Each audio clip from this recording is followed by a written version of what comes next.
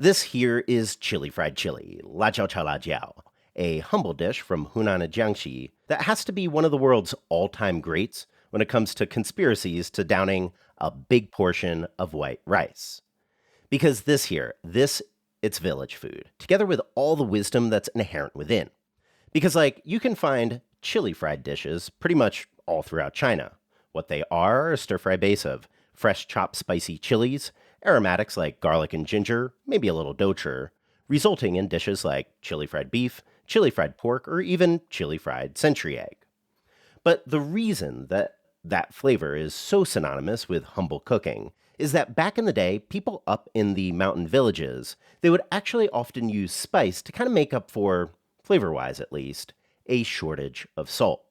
And that's because salt, it was a product monopolized by the various governments of Imperial China, a very important commodity. And so if you were a random Qing Dynasty farmer deep in the mountains, often that salt supply chain wouldn't exactly reach your front door. And so to stretch out your supplies, those spicy chili fried flavor profiles could kind of help bridge that gap. But that's just flavor. Simultaneously, chili peppers, especially the milder to medium ones, they're often used as a vegetable in a lot of rustic village cooking in China. Because chilies, they're quite healthy, lots of vitamin C, and importantly, they can grow really quite well in otherwise poor rocky soil.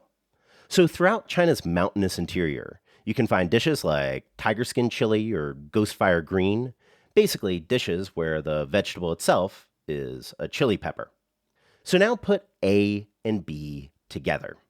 A chili fried flavor profile, but with chilies as the vegetable.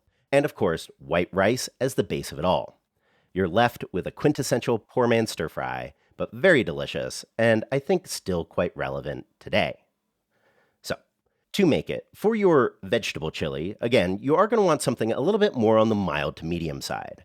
These ones were locijiao, aka screw peppers, which may or may not be the same thing as an Italian long hot. But either way, these ones, long hots, maybe Anaheims, poblanos, even bell peppers if you wanted.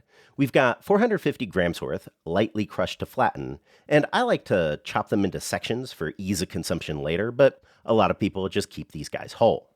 Then, the technique that we'll be using to cook these is going to be the tiger skin chili technique.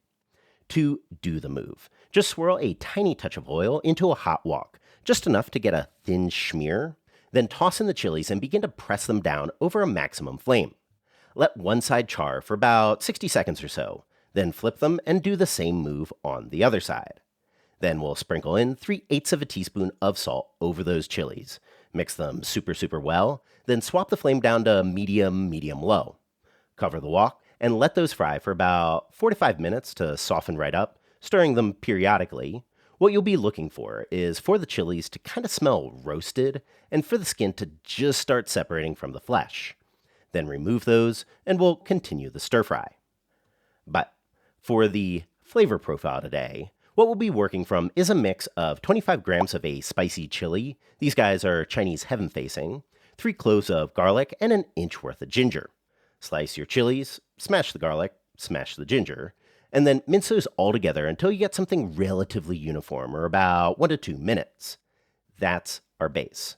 But in addition, I am also going to be adding in a half tablespoon of doucher, Chinese fermented black soybeans, wetting them with a little baijiu liquor, or you could also use water, but that's definitely optional, not imperative if you don't happen to have any douchers on hand. But, right, back to the stir fry. We'll first toss in 3 tablespoons of lard, or oil if you're keeping veg, and let that melt over a medium-low flame. Then, minced chili aromatics in, give that a quick mix, then toss in the wetted doucher, if you're using them, and fry those all until they're fragrant or about 1 minute. Then, up your flame to maximum once again, go back in with the green chilies, stir fry that all for about 30 seconds, then pour a half tablespoon of soy sauce over your spatula and around the sides of the wok. Nice mix, seasoning in, up here on the screen, and then fry it all for a final 15 seconds or so to mix and dissolve. Then out, and with that, you've got yourself some chili fried chilies. Now, a lot of people may not associate chili with something that's like really cheap, but what we just got here is 500 grams of green chili, and it's like 4 kwai RMB, which is basically like 6 mao US dollar. And it is actually really cheap here. And now let's go get some tofu and make a complete meal out of this. Tofu. 要3块钱嫩豆腐。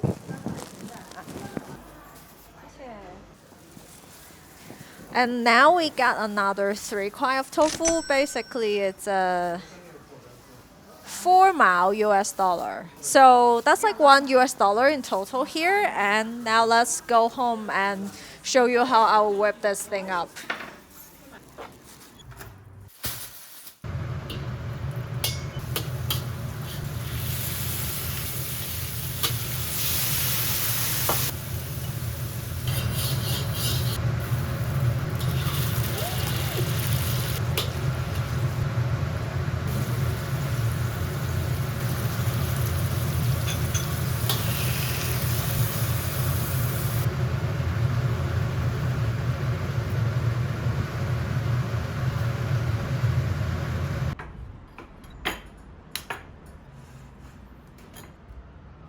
So right, there you have it. Chili fried chili, chili stewed tofu, a delicious, balanced, nutritious, cheap meal that's just a little bit more than $1. So right, recipes for both of these dishes are over at Substack. And a big thank you for everyone that's supporting us on Patreon. And of course, subscribe for more Chinese cooking videos.